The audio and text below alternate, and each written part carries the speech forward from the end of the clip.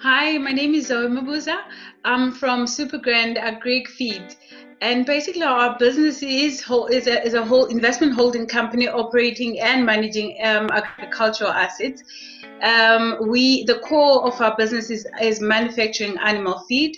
We have 5 divisions in our business. We have a hatchery division that sells chicks to emerging farmers. We have a broiler division that is growing the chicks into fully mature chickens. We have, of course, the milling, which is manufacturing the animal feed. And then we have the farm that is planting crops. We planting yellow maize that are actually we use as input as raw materials in the manufacturing of the animal feed. The other department is a consulting department that we actually use mostly to reach out to the communities that we're living around.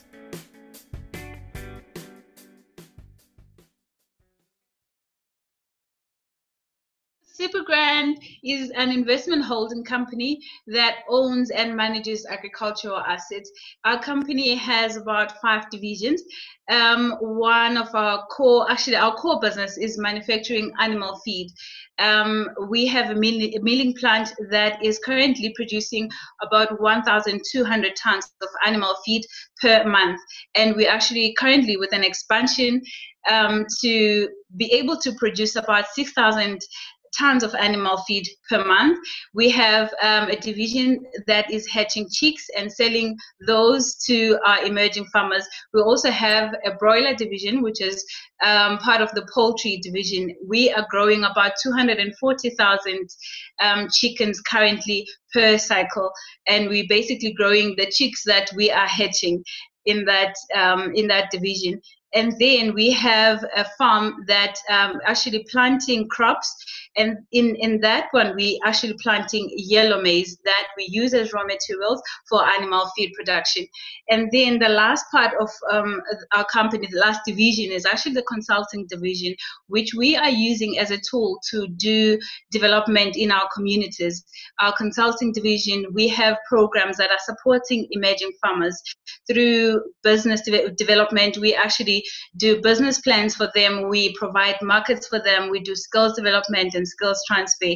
So that is who Supergrand is. We believe that Africa has about 60, actually, according to research, Africa has about 60% of arable land. And by arable land, I mean land that is plantable. And I believe that agriculture is one of the wealthiest industries that can provide food security in Africa and actually throughout the world as well.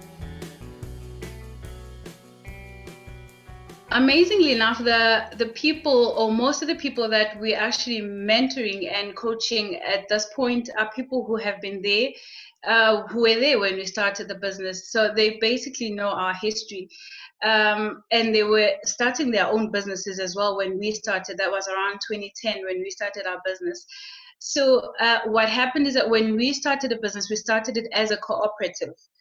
That has been really of interest to them because most of the cooperatives in South Africa are really not doing well. They fail a lot due to their nature. And when I'm saying cooperative, I'm actually talking about a collective enterprise where a group of people would come together for, of course, the purpose of doing business. But what is a disadvantage in terms of cooperatives is that it has a flat structure. And people basically own equal shares. So everybody, if it's 5 people, they all get to own 20, 20, 20.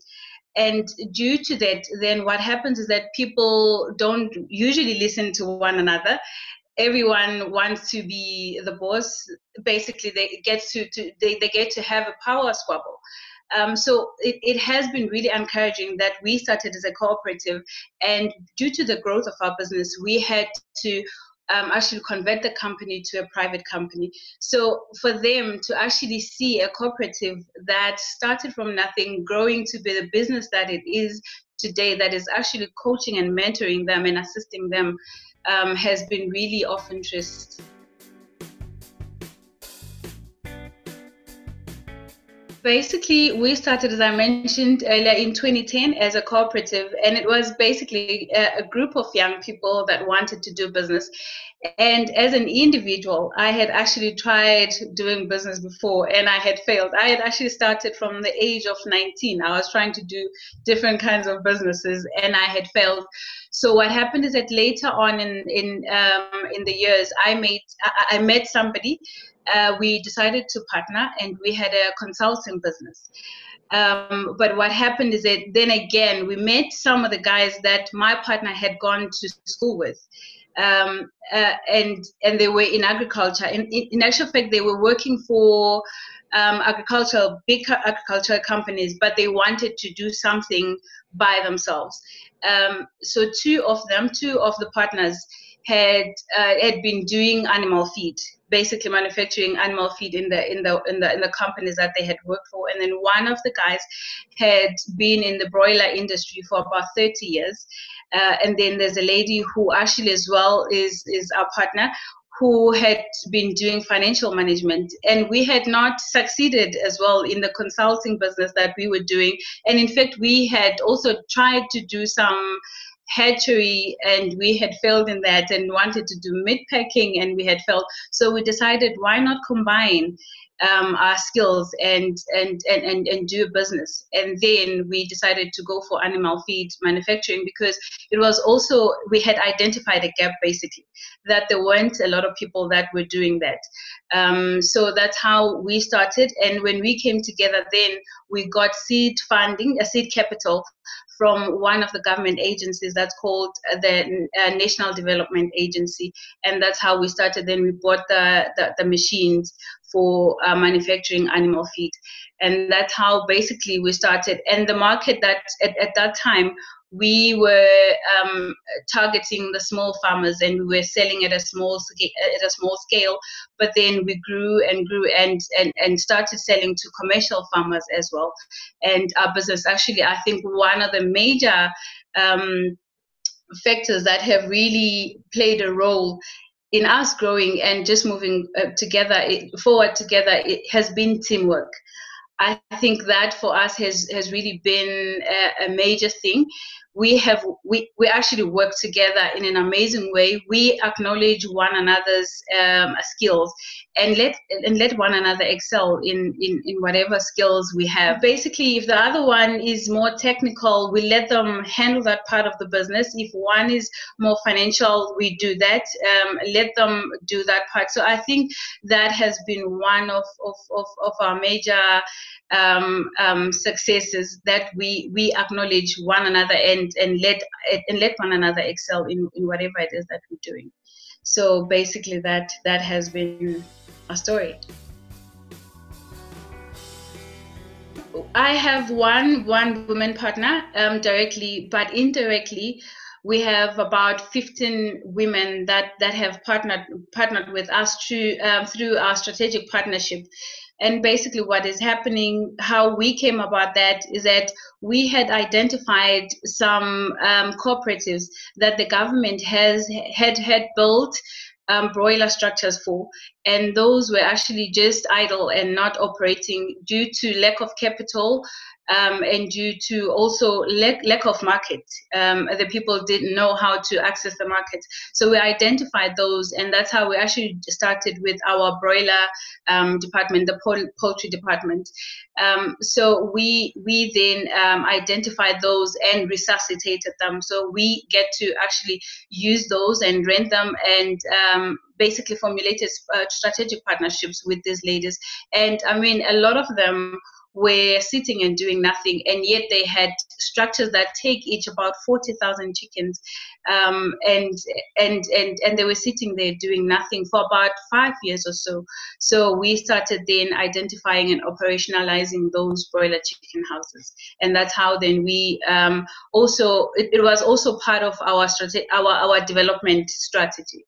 So yes, that is the business partners, the women business partners.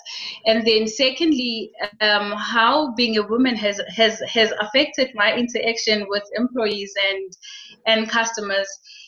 As what's happening is that in the farming or in the agricultural business, most of the people that are there are mostly people that are not educated, or because most of the work there is usually hard labor. Um, so being a woman, I think I've sort of used it in a positive way, in a sense that I would get encouraged, because sometimes when you are not educated, you feel like you're not important, you are useless and stuff like that. So what then I have done is just to make sure that I'm there to support the employees, and just to actually make them feel that they are a valuable asset. And of course, they are actually the most valuable asset. Our company is where it is because of them. And basically, we could never do what we're doing without them. So I think what I have just done is more especially with the employees, is really channel my nurturing side as a woman to, to actually encourage them. And yes, I think that's basically it. And one of the stories is, we at some point decided to take our employees for some training, and I decided to actually attend with them. For me, that also shows them that they're important, and that I can do whatever it is that they're doing and be part of whatever it is that they're doing. So I was there, and there was one of the guys who was actually very shy, he can't read, he can't write. He was part of the training, and when we were eating, he basically refused to eat. And when I was asking around why is he not eating? He left the room. Why is he not eating? And they said, no, it's because he's very shy. And now he was free, of course, in an environment where he was with other colleagues, but because I was there. But what I did is actually just make him comfortable, make him feel he's important, and we were sitting and eating together. And that for me has been one of the stories. And with the customers as well, it's really just being caring and letting them know that they're important, because also they are one major tool in the growth and success of our business. I would say it's having a vision. That the most important thing in life is for one to have a vision. And I think for me, that's really one of the most important lessons I've learned, that it helps me to focus. Even in terms of just moving forward in life, it helps me to focus. It helps me know what's good and what's not good for me. And more especially in business, you could have many opportunities that seem like they're good opportunities, but if you have a vision, you know where you want to go, you know when you want to get there, so you're not easily distracted and take detours. And so yeah, that's basically I think the most important thing for me. And if I could just share a story as well, just a personal story, that a few years ago I decided, I think when I was more younger, around 19 or so, I decided to just go and study music, because it's part of, one of the talents that I have. And when I went there, I knew why I went there. And the music school was owned by one of the big shots in the music industry in South Africa. So where we would actually interact with a lot of big guns in the music industry.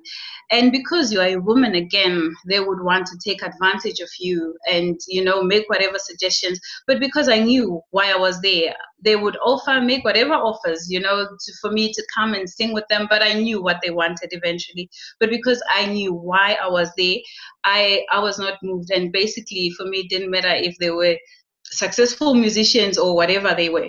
I just stayed focused in whatever I was doing. So yes, I think that is the most important lesson I've learned, that it helps you to get to where you're going within the time that you want to get there, and not easily be moved by whatever comes your way. As businesses, actually, in general, in raising capital, it has been the issue, more especially in the agricultural context. It has been the issue of not having land. Because usually then when we are raising funds, even as women, of course, that even when we go out there to raise funds, we use the land. We would normally want to use assets like land as a security. So because then you have land that is leased to you by the government, you don't have assets to actually use as a security. So that has been a major challenge as the business, actually having the land. And I mean, we have all these amazing ideas and all these things that we want to do as a business, but the commercial banks or the financial institutions would require you to put down something as a security, and it has been really one of the major challenges, such that most of the funds that we have gotten, we've only mostly gotten until recently from the government, because then with the government they wouldn't require, and more especially the Department of Rural Development and Land Reform, which has been giving the farms to, which has been leasing the farms. So they have a program that they have that's called a recap. And what they do is that you come, you present your business plan, and if they see that it's viable, then they give you the funds. So that has been really one of the tools that have been aiding us. But otherwise, it is really a major challenge for us. It has been a major challenge as a company as well. The government, that of course, when they fund you, they actually give you grant funding. Where you don't even have to pay back, as long as they see that you have a viable concept, and they see also that you also do something to the community, then you get the funding. And then we have, and they basically do not want any security, and your security is basically making sure that you develop the community that is around you. And then secondly, we've got what we calling development banks, and those have very low interest rates that you find that you actually get about 4% interest. But even them, even though they have that small percentage of interest that they require, you still have to have something that you will use as a security. And you find out that if you're a farmer that is starting out, or agricultural business that is starting out, you don't have anything concrete to use to raise that. And then you have your commercial banks that will charge you about 10% plus. And I mean, so if you are a small business that is growing, that can also work against you, because then all your profits, all the money that you're making will actually go back into paying your debt. We have had instances as well that we had applied for funding in some government agencies, and what happened is that you apply for this funding, but there are people. Unfortunately, we've got society ills like corruption. You go and apply for the funding, but there's somebody who wants or who'd like to benefit from what you are doing. And we've had such a case where we applied for funds, and somebody was just sitting on the money and not wanting to release, because they actually thought, how can I benefit? And we later realized that this person was actually even trying to negatively influence our employees to steal from us.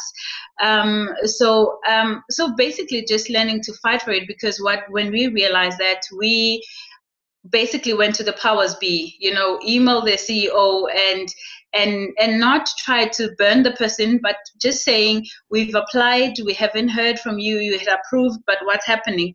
And even though the CEO never responded, but we got the funds. So just being able to fight for what you believe in.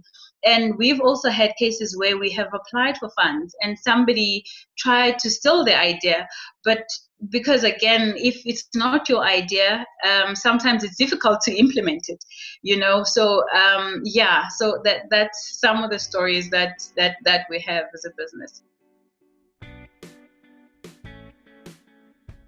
I would say that at this point, it's actually the only one that I can really think of is really the Department of Rural Development and Land Reform.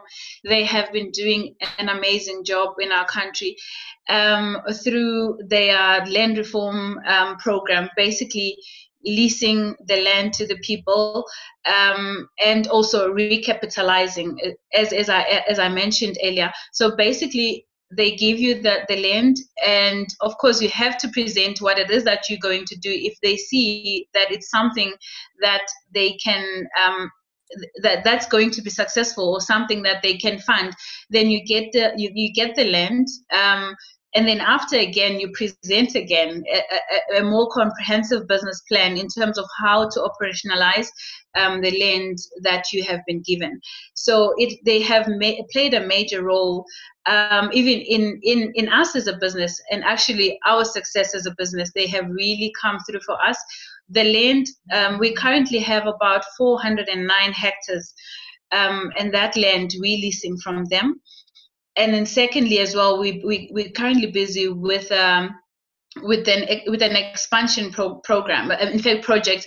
The expansion project is basically our milling plant, making it bigger so that it can actually do about 6,000 tons at least of animal feed. We're currently doing about 1,200, and we got the funds to actually do the expansion from them. We presented the plan, and they liked it.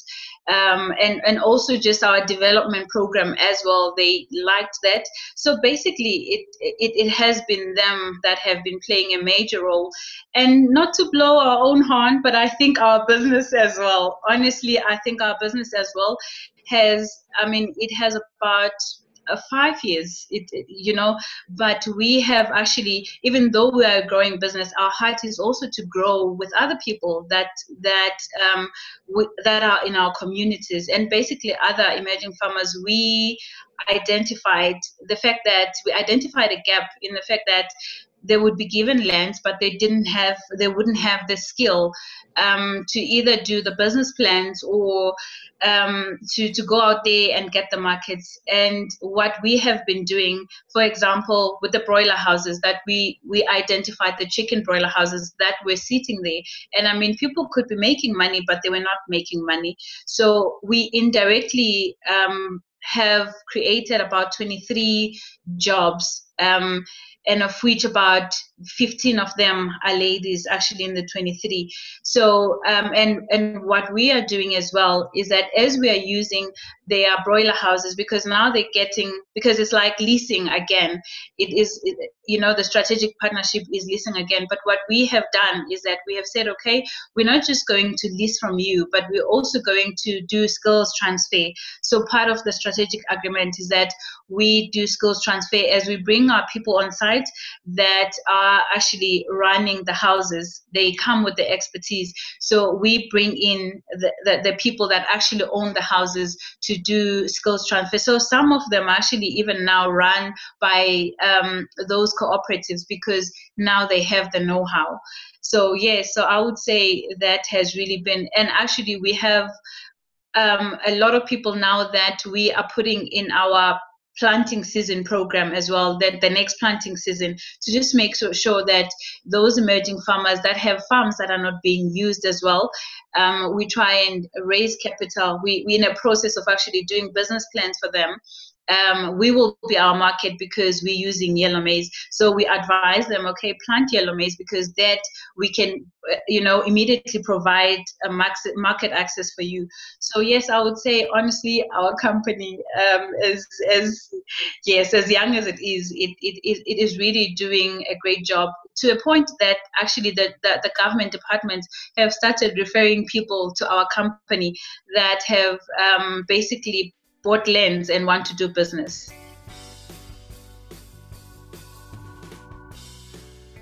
The fact that there isn't much skill that is required in you getting into the agricultural industry. A lot of ladies were at home for some time. You find out that because women were back at home and not doing, so you find out that a lot of them didn't have anything in terms of qualifications or skills. So it becomes very easy to get into what we're doing, because for you to actually run a broiler chicken house, you don't have to have a degree to do that, so you can actually just go there, get some practical training in 6 weeks, and then you're good to go.